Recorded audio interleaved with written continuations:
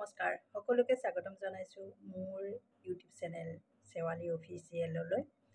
আশা কৰোঁ আপোনালোক সকলোৰে ভাল। আৰু মই আজি এটি ভিডিঅ' লৈ আহিছোঁ আপোনালোকৰ মাজলৈ।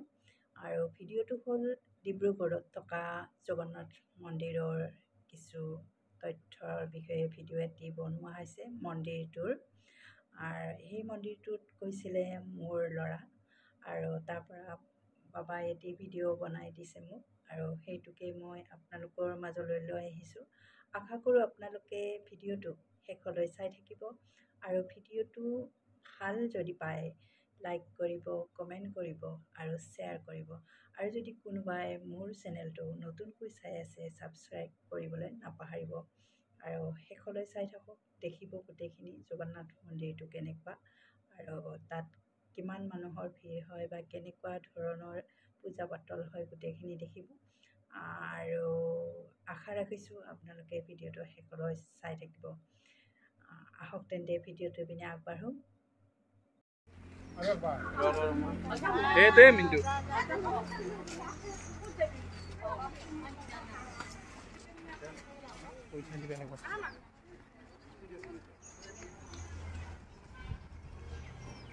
Hakita tompong na yan, nagpatuba pa rin mo.